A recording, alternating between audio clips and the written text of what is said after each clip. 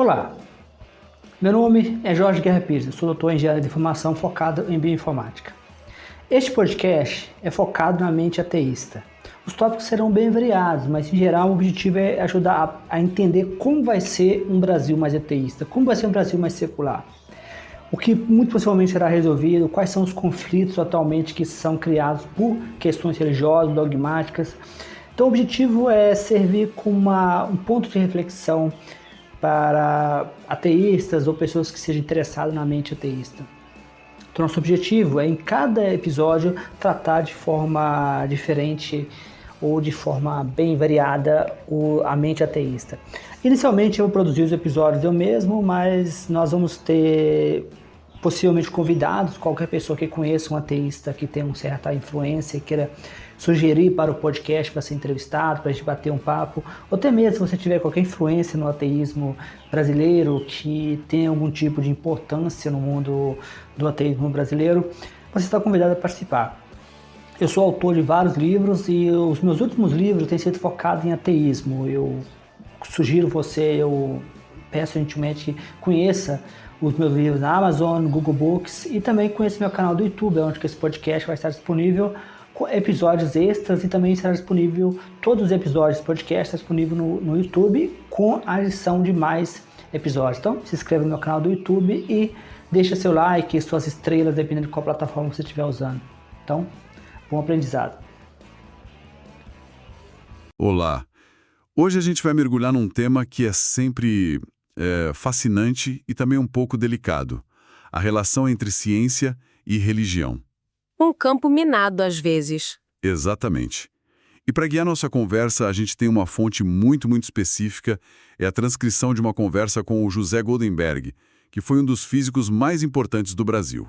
Uma figura central, sem dúvida. E a nossa missão aqui é tentar extrair a tese central dele.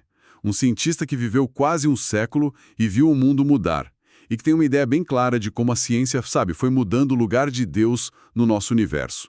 E tudo começou, segundo ele, com um artigo que ele escreveu e que causou o que ele mesmo chamou de tormenta. Isso. Uma tormenta... E é bom a gente ressaltar, né, que não estamos falando de um cientista qualquer. Nem um pouco. O Goldenberg, ele presidiu a Sociedade Brasileira de Física, a SBPC, foi reitor da USP e num período super crítico na transição da ditadura para a democracia. Exato. A formação dele era laica, família judaica não praticante e com uma influência positivista muito forte.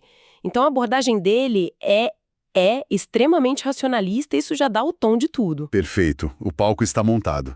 Então vamos direto para o ato que deu início a essa tal tormenta. O Goldenberg escreve um artigo para o jornal O Estado de São Paulo. Para o Estadão, sim. E lá ele expõe a visão dele, que é, muito alinhada com a de Einstein sobre ciência e Deus. E a reação mais forte não veio tipo de um padre ou de um pastor. Não, veio de um colega cientista. E amigo dele. O biólogo Paulo Nogueira Neto. Exato. E isso que é interessante, o Nogueira Neto vinha de uma família católica super tradicional, muito devota. E a resposta dele foi, contundente. Como é que o Goldenberg resume a crítica? Ele diz que para Nogueira Neto, cientistas como vocês podiam ser competentes em ciência, mas eram uns totais incompetentes em entender o ser humano. Uau, é uma acusação forte. Muito. Ele não questiona a física do Goldenberg, mas a capacidade dele de entender a alma humana. O que é, no fundo, a crítica mais clássica que se faz ao pensamento científico, né? Sim, sempre volta nesse ponto. A ideia de que, a arte, a criatividade, o amor... são coisas que não cabem numa equação. Não se reduzem à química. Exato. E o próprio Goldenberg usa um exemplo de casa. O filho dele, que é músico, acredita que compor uma música é algo que transcende a simples combinação de moléculas e neurônios. Tem uma alma ali, uma inspiração. Isso. E é aí que a conversa fica super atual. Porque por muito tempo, esse argumento da alma, da inspiração divina, era quase impossível de refutar. Como você prova o contrário? Pois é. Como você prova que a Nona Sinfonia de Beethoven é só um monte de molécula organizada? Mas a fonte que a gente analisou joga uma ferramenta nova nisso tudo, a inteligência artificial. A IA. Se um algoritmo consegue compor uma música que arrepia a gente ou um poema que faz a gente chorar, Onde fica essa exclusividade da tal alma humana? Mas espera aí, a gente não consegue diferenciar. Uma coisa é uma IA criar algo que parece emocionante, porque ela aprendeu um padrão. Certo. Outra coisa totalmente diferente é ela sentir aquilo. A crítica do Nogueira Neto não era sobre isso, sobre entender o ser humano de verdade. Essa é a pergunta de $1 milhão. É o centro da questão. Do ponto de vista de quem está ouvindo a música, se o efeito é o mesmo, faz diferença se quem criou foi um cérebro de carbono ou um de silício. Bom ponto. O argumento do Goldenberg, meio que implícito, é que se a manifestação da criatividade pode ser replicada por um processo material computacional, isso enfraquece a ideia de que a origem precisa ser divina ou imaterial. Entendi. A IA não precisa sentir, ela só precisa fazer a gente sentir.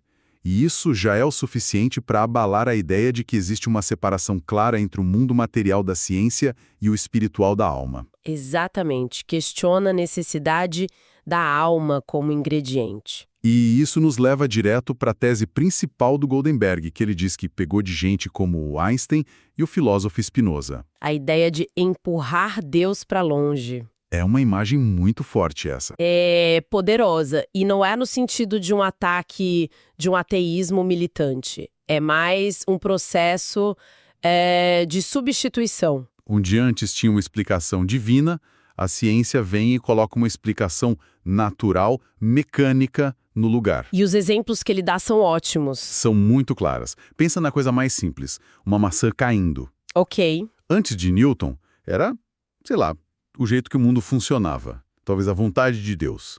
Depois de Newton, é a lei da gravitação universal. Uma equação. É uma equação. É a atração entre as massas, o mistério some, a necessidade de Deus ali desaparece. E aí ele sobe a escala, né? Exato. Do chão para o céu. Por milênios, o movimento dos planetas era obra dos deuses, de anjos. Esferas de cristal, essas coisas. Isso. Aí chega o astrônomo Laplace e descreve todo o sistema solar com matemática. Tem aquela anedota famosa do Napoleão, né? Sim, Napoleão pergunta para o Laplace, e onde Deus entra nisso tudo? E a resposta do Laplace é: senhor, eu não tive necessidade dessa hipótese. Deus foi empurrado para fora do sistema solar, não por maldade. Mas por redundância, a explicação não precisava mais dele. E essa ideia da ciência ir preenchendo os buracos no nosso conhecimento. Tem um nome para isso, certo? Tem, sim. É o famoso Deus das lacunas. Deus das lacunas. A ideia é que a religião, historicamente, ocupa os espaços que a ciência ainda não explicou. As fronteiras do conhecimento. Porque chove, porque ficamos doentes. Exato. Eram todas perguntas que, em algum momento, a resposta era Deus. O problema, nessa visão, é que essa fronteira não para de recuar. Cada avanço científico preenche uma lacuna. O que é curioso, porque muitas pessoas de fé diriam ao contrário, que quanto mais a ciência descobre a complexidade do universo, mais elas veem a mão de Deus. É uma ótima observação. E a resposta para isso está em como a própria teologia se adapta. Ela se sofistica. Como assim? O seu argumento não é mais o Deus que tapa buracos, mas o Deus que escreveu as leis do universo. E o Goldenberg reconhece isso quando ele cita um teólogo de peso, o Papa Bento XVI, o Ratzinger. Ele cita o Ratzinger? Sim, e o descreve como um intelectual refinado, que não comete o erro de brigar com a biologia, por exemplo. E o que o Ratzinger propõe, exatamente qual é essa ginástica teológica? Bom, ele abandona a leitura literal do Gênesis, a criação em 6 dias, 5.000 anos atrás. Isso é visto como alegoria. Certo, isso já era esperado. Em vez disso, ele propõe que a voz de Deus, o ato criador, se manifestou no surgimento do código genético, do DNA. Ah, interessante. Basicamente, Deus teria criado as regras do jogo, a linguagem da vida, e a partir daí, a evolução, com seleção natural e mutações, seguiu seu curso sozinha, sem intervenção divina a cada passo. Entendi. Então Deus passa de um engenheiro que monta cada pecinha para um legislador que escreve a constituição do universo e deixa o sistema rodar. Perfeito. Ele não está mais na lacuna da origem das espécies. Ele foi empurrado para uma lacuna muito maior, A origem das leis da vida. É uma retirada estratégica. A teologia cede o território da biologia e recua para a metafísica. Exato. O avanço do conhecimento força essa sofisticação. Ok, mas se a biologia está mais ou menos resolvida, qual é a próxima fronteira? A próxima grande lacuna? A fronteira final. O começo de tudo. A origem do universo. O Big Bang. O que veio antes? Exato. A ciência descreve o que aconteceu 1 microsegundo depois do Big Bang com uma precisão incrível. Mas o que tinha antes ou o que causou o Big Bang? Aí é especulação. A maior de todas as lacunas. E Goldenberg conta uma anedota histórica fantástica sobre como essa lacuna já era vista como um problema ideológico há mais de um século. A história do Friedrich Engels, o parceiro do Marx. Essa é muito boa. É ótima. Lá no final do século XIX, tipo 1890, a ideia de um universo com um começo no tempo, o que viria a ser o Big Bang, estava começando a surgir. Certo. E o Engels escreve uma carta para o Marx, super preocupado. Ele antevê que a Igreja Católica ia se apropriar da teoria. Para dizer, olha só, a ciência provou o Gênesis. O universo teve um começo, uma criação. Exatamente isso. E a conclusão do Engels é o que choca.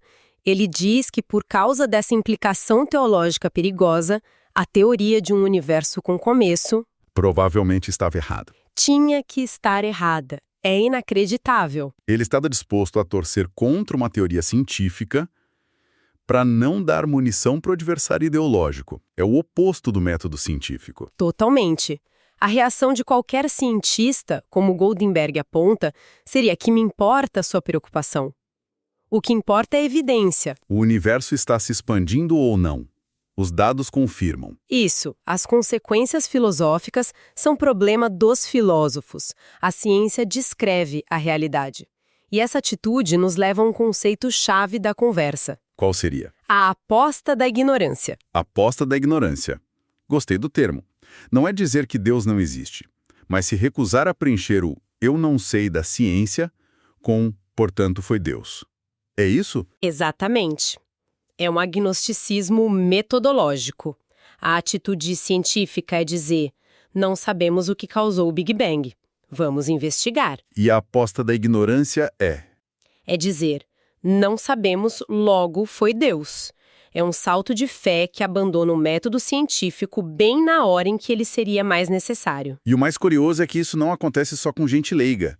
A fonte que a gente tem dá um exemplo de um cientista de ponta que, na visão do Goldenberg, faz exatamente essa aposta. Sim, o caso do Francis Collins.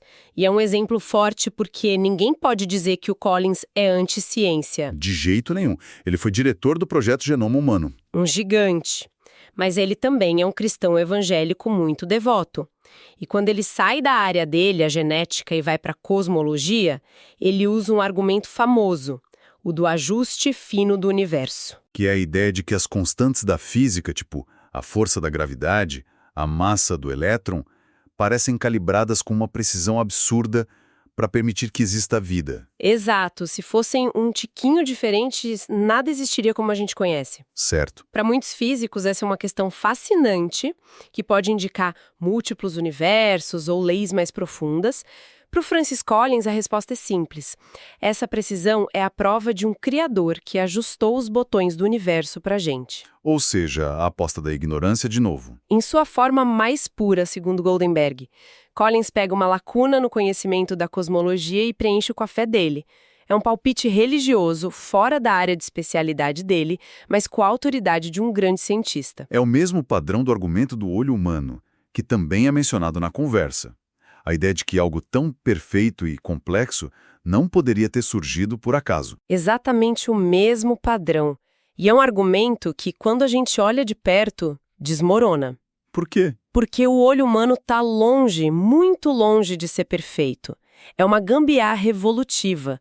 A gente tem um ponto cego no meio da visão porque o nervo óptico, de um jeito ilógico, passa na frente da retina. Bloqueando a luz. Isso. As águias têm uma visão infinitamente superior à nossa. O olho não é engenharia perfeita. É o resultado de um processo bagunçado que funcionou bem o suficiente para nossa sobrevivência. Eu que uso óculos desde os 10 anos, sou a prova viva disso. Somos dois. A miopia é a refutação diária do design inteligente. Boa. Então, resumindo a nossa jornada, a gente saiu de um debate entre dois cientistas, passou pela tese de que a ciência empurra Deus para as fronteiras do conhecimento e chegou nessa postura de agnosticismo metodológico. Exato. A ideia não é provar que Deus não existe, mas simplesmente não colocar Deus na equação como uma variável para resolver os problemas que a ciência ainda não desvendou. É isso. Deixar as lacunas abertas como um convite à investigação. É a síntese perfeita. A postura que o Goldenberg defende é de humildade intelectual. Não presumir uma resposta sobrenatural para aquilo que a gente ainda não entende. Se um dia a evidência levar a algo assim, a ciência vai ter que lidar com isso. Vai ter que lidar.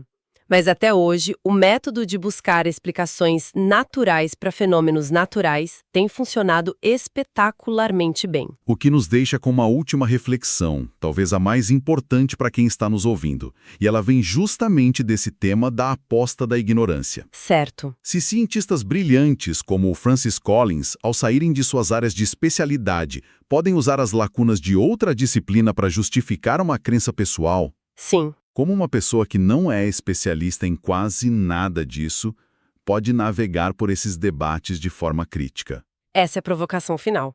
Não tem uma resposta fácil para isso. Onde exatamente termina a análise rigorosa, baseada em evidência, e onde começa a afirmação de fé, mesmo que disfarçada de lógica? É uma fronteira muito sutil. E reconhecer essa fronteira é um dos maiores desafios do pensamento crítico. E talvez a lição mais difícil seja aprender a identificar essa fronteira não só nos outros, mas principalmente dentro de nós mesmos. Olá, você acabou de ouvir mais um episódio do meu podcast Mente Ateísta. Nesse episódio eu espero que você tenha aprendido bastante. Eu gosto sempre de lembrar que os meus livros estão todos disponíveis na Amazon, no Google Play e em várias plataformas. Eu também gosto de lembrar também que esse podcast está disponível no YouTube, para quem prefere o YouTube. E o YouTube permite que eu poste episódios extras. Então, você pode acompanhar o meu podcast Mente Ateísta no YouTube, onde você poderá encontrar todos os episódios arquivados por um período de mais de 3 meses. Também poderá acompanhar episódios extras. Então, sugiro que você compartilhe com amigos, com ateístas ou com pessoas que se interessam pela causa ateísta no Brasil. Como sempre, se você conhecer alguém que possivelmente tem interesse em participar, tem interesse em ter uma conversa, em ser entrevistado e falar sobre o ateísmo no Brasil, meu podcast está aberto para possíveis convidados.